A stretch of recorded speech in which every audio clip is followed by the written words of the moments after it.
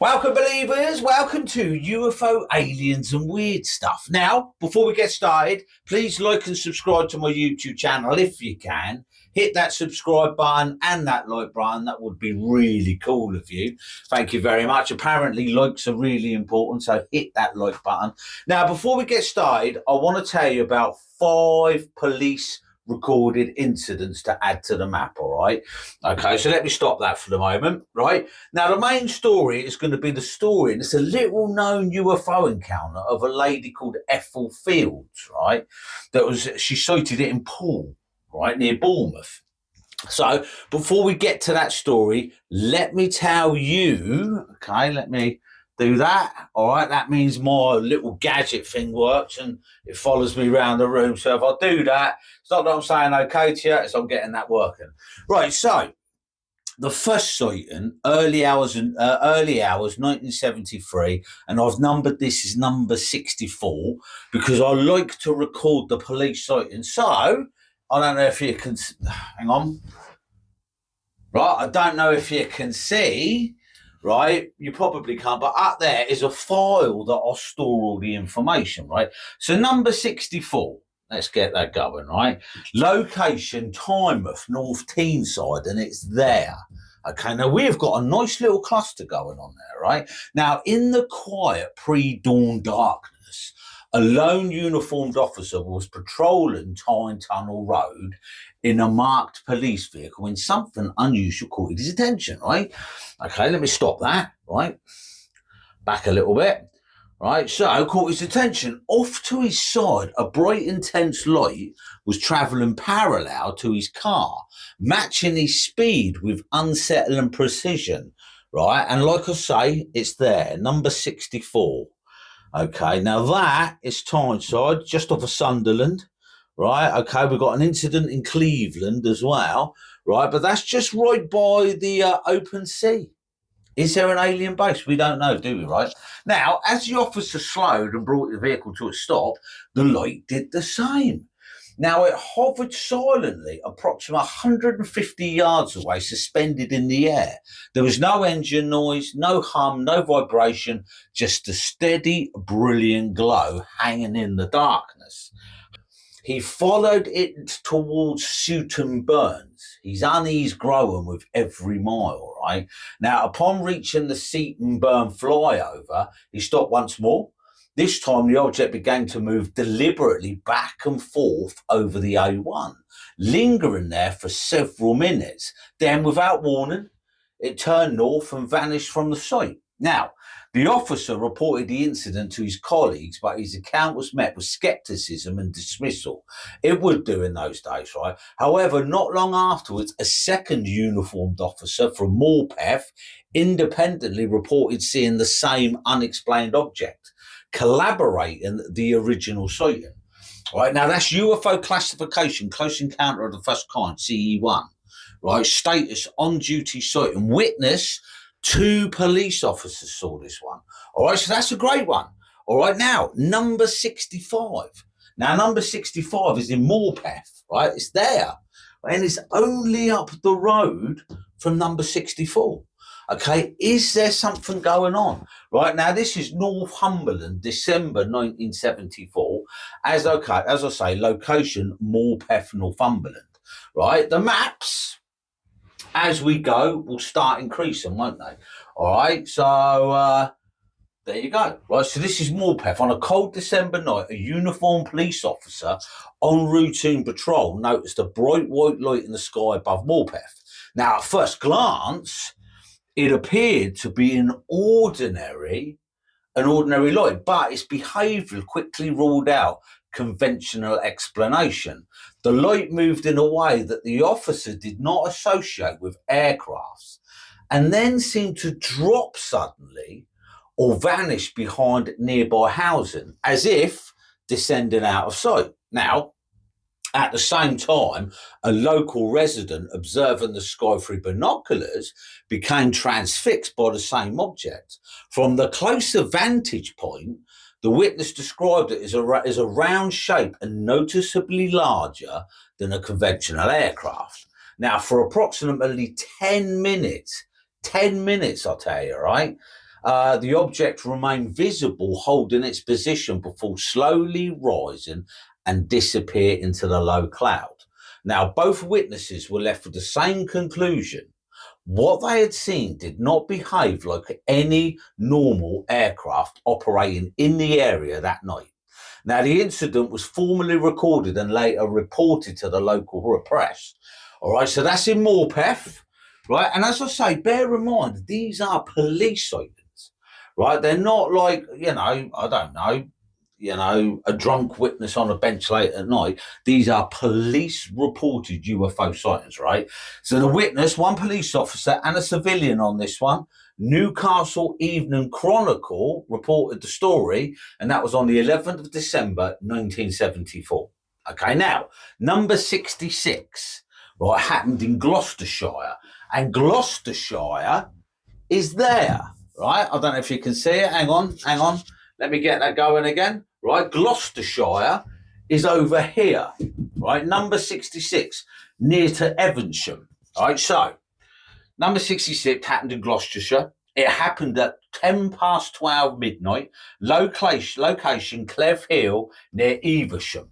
All right, so as I say, that is there, but I will stick it up a bit higher, right? Shortly after midnight, a uniformed police officer on duty was dispatched to investigate reports of a stationary light hovering above the police radio mast on the summit of Cleve Hill, right? Now, the area was isolated, the road narrow and winding, so it was a country lane with little traffic at that hour. Perfect place for a UFO, right? Now, as the officer drove uphill towards the mast, he saw it to the right of the mast's array. Suspended silently in the night sky was a large, intensely bright object. Now, hovering completely motionless, it appeared to be positioned slightly above and beyond the mast. Now, he said it dominated the skyline.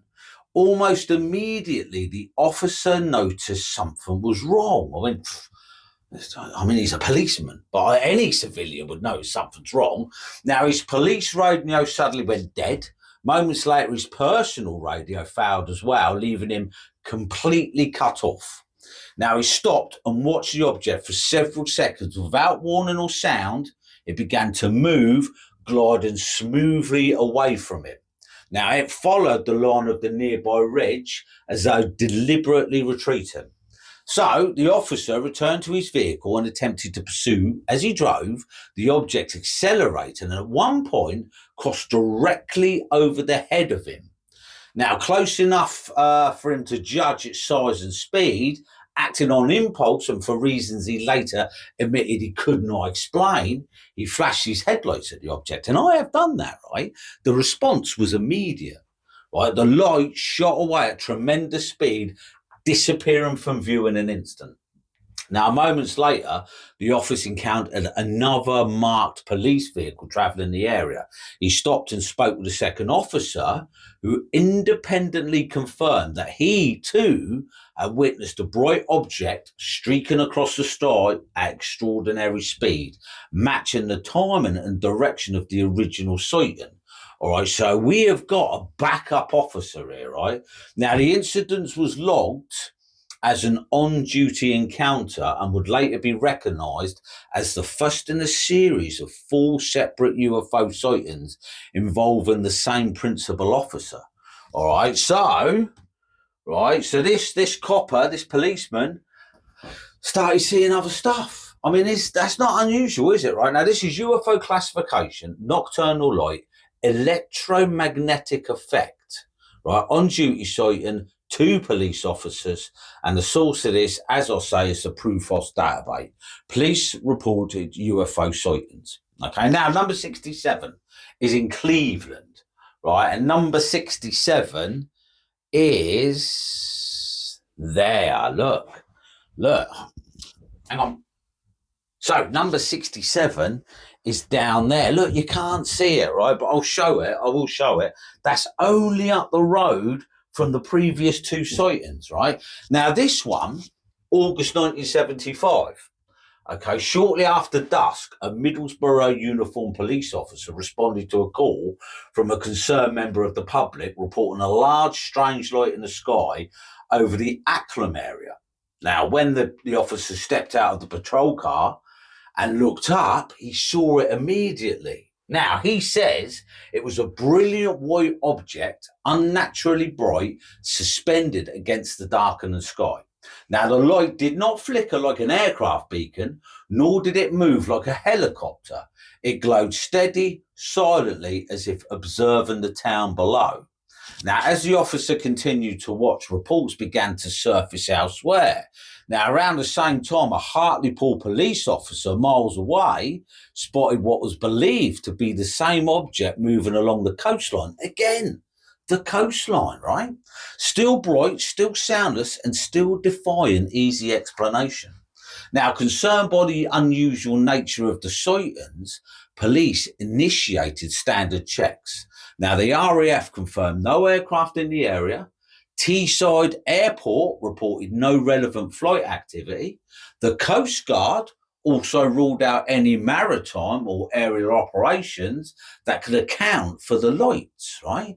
With all conventional explanation exhausted, the object remained unidentified. Now, the incident was officially logged as a UFO classification nocturnal lights, witnessed by two on-duty police officers, their observations separated by distance but linked by time and description. Now, whatever the glowing object was that night, it crossed the skies between Middlesbrough and Hartlepool unseen and unchallenged and unexplained. Right now, the source was North East Evening Gazette, 11th of August 1975. Last one, right? Now, this is the last one until we get our main story. And this is number 68, and it happened in Yorkshire, right? So, number 68, right? You can't see it, so I will put it there. It's down there by Leeds, near Bradford, right? Okay. And it's in Northampton. What is it? What did we say? It was Normanton, right? West Yorkshire. Now, the roads were empty. The town was asleep. Only a low hum of a marked police vehicle cut through the winter darkness as PC Robert Tomlinson carried out routine mobile patrol along Wakeford Road, right? Then something caught his eye, right? Off to his left, hanging impossibly low in the night sky, was a huge object, silent, motionless, and completely out of place. Now, we get that, don't we, right? Now, PC Tomlinson slowed, then stopped his vehicle in the middle of the road, unable to take his eyes off what he was seeing. Remember, this is a policeman, right? Hovering at an estimated 200 to 300 feet, the object was unlike any aircraft he had ever encountered. Its shape resembled a child's spinning top, broad at the base and tapered upwards. Around the lower rim ran a ring of lights glowing steadily in the darkness. Now, that would freak you out, wouldn't it, right? And remember, this is a policeman, right? Set among them were a series of rectangular windows like panels, evenly spaced as if part of a structured interior. Now, there was no engine noise, no rotor wash, no exhaust, just silence. Now, for several long minutes, the officer stood watching. The cold air biting as the object remained suspended above the road.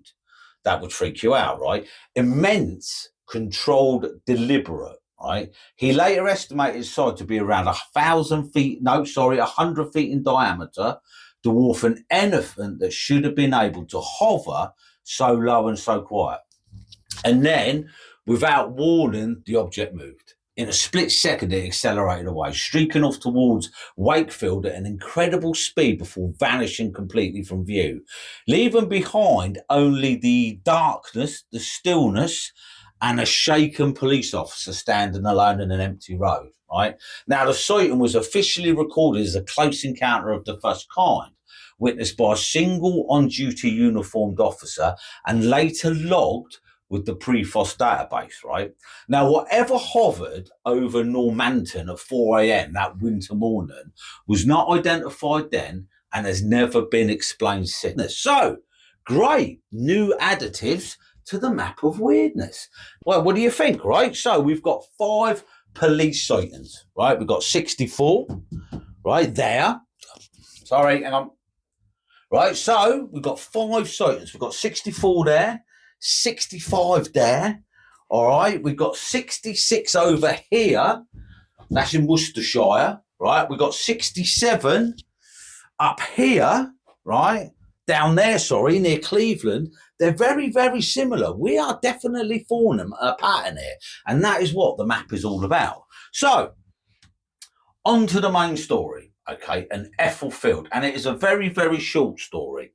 But it's important, right? Now, it's not the sort of story, to be honest, that you would get on, I don't know, Alien Files Unsealed or UFO Hunters or UFO Encounters. You know, the stuff that I like to watch in the evenings.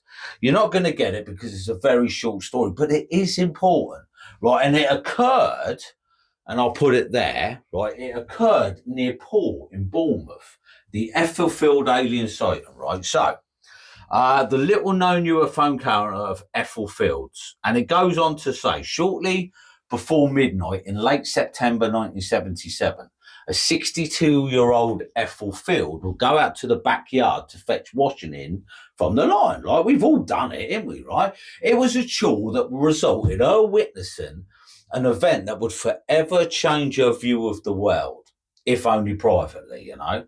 It freaked her out a little bit. And I think if any of us see something like this, it would freak us out, right? It was also an account that only came in the public arena once Ethel Field finally decided to report the incident to David Haff of the Bournemouth Times, from where it made a minor splash on local and national newspapers.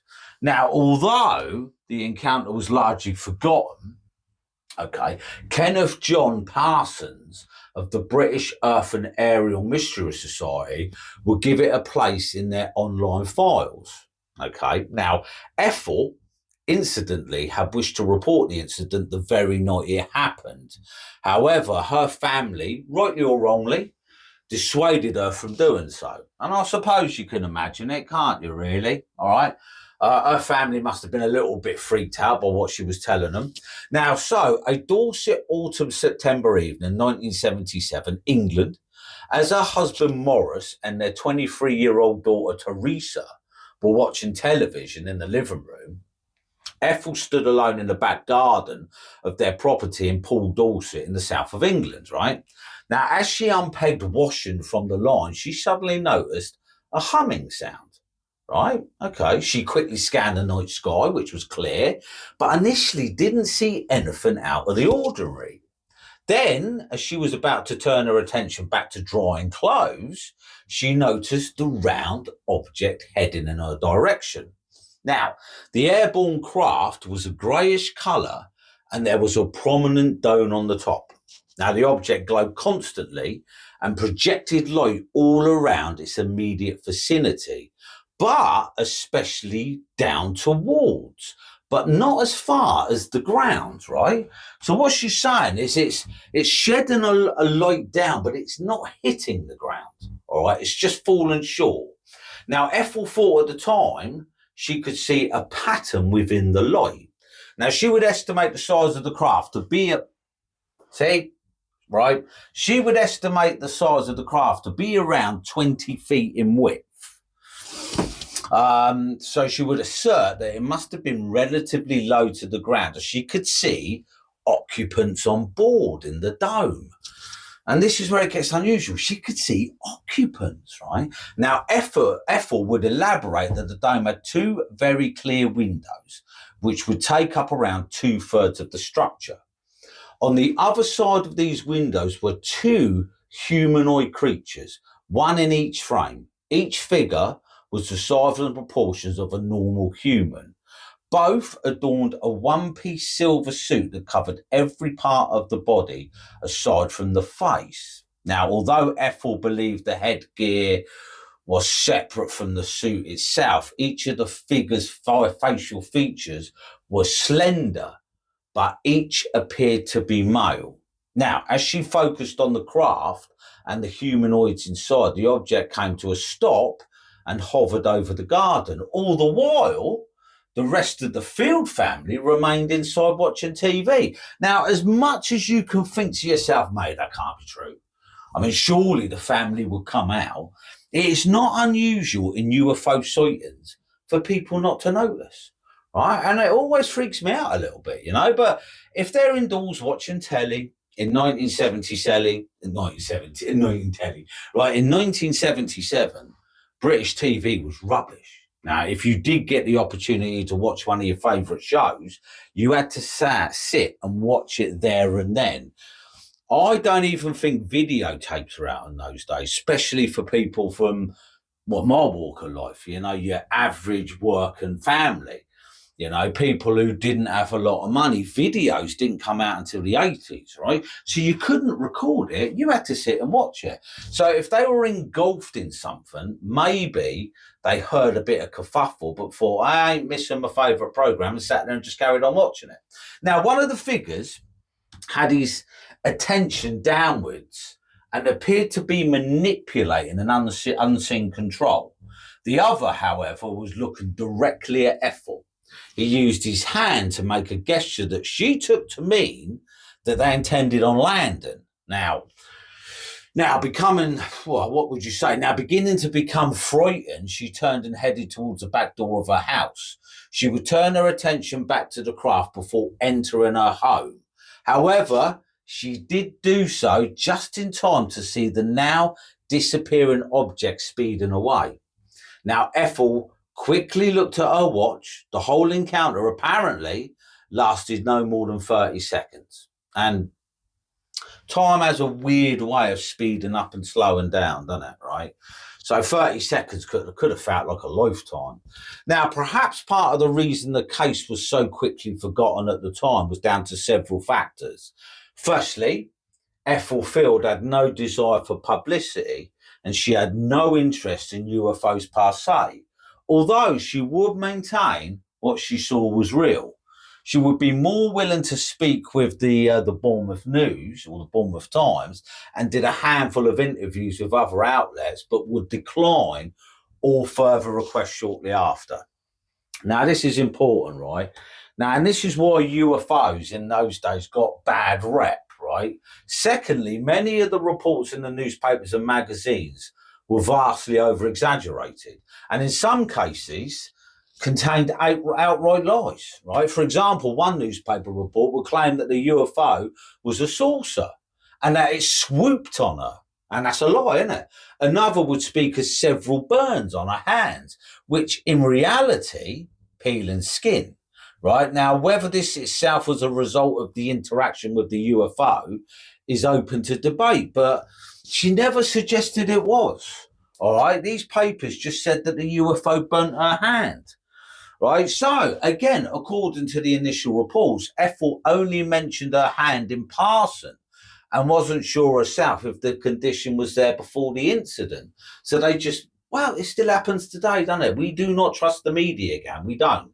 Yet another report would state that a corroborating witness at the Coast Guards also witnessed a UFO. Investigations since will reveal that this was based on an interview with Ethel from Radio Solent, right? And the interviewer had mentioned his auxiliary Coast Guard father had also seen a UFO years previously, but they twisted that. And again, the media told another lie, right? Now, despite the distortions involved in the case, perhaps unfortunate consequence of shutting herself away from the story, the account is widely regarded by many as to be genuine. Right, and there were many other incidents in 1977 that we will cover next week. But the silver-suited entity, right now, I'll get this going again, right? The silver-suited entity is not unknown, right? So the Broadhaven event, right, that is just behind there, all right, it's in Wales, right, in Pembrokeshire. The Broadhaven event, right, saw a silver-suited entity escape from the craft, and that was 1977. A silver-suited entity has links to this story. Again, right? You had the Coombs family incident in Pembrokeshire, where they saw a silver-suited entity. All right. In fact, there are many stories around that area where they saw a silver-suited entity in the 70s, right? Now, you've also got the Cheshire incident. Right. Now, the Cheshire incident was three children playing in a field, and they too saw a silver-suited entity. So once you start adding all these stories together, you start thinking to yourself, maybe there is some truth behind these, right? They all saw a silver-suited entity. Now, the alien abduction of Joyce Bowles in Winchester, silver-suited entity. All right, it was a slightly different description, but still a silver-suited entity. Right, so what do you think then? All right, what do you think of the stories I'm telling you today? This Ethel story, although it's very, very short, I think is very, very important. Right, all right, it's not juicy enough to go on UFO Files, UFO Hunters, UFO Encounters, all those sort of weekly shows that I watch all the time because it's too short and too sweet, but it is important, all right? So this was UFO, aliens and weird stuff. Thanks for hanging around. I really appreciate it. And we have got some lovely additives to the map, haven't we? All right. Now, catch us next week when we will talk about a story called Mrs. G. Now, this is an alien abduction story. All right. And let me get back to it. So, yeah, Ermington in Plymouth. And Mrs. G was hanging out her washing in the garden. Maybe these aliens are attracted to washing, right? She would suddenly notice a blue-white light, right? And we will discuss that story next week as we carry on filling up the map. So this was Alien, UFOs and Weird Stuff. Thanks ever so much for sticking around, and I'll catch you on the next one. Thank you.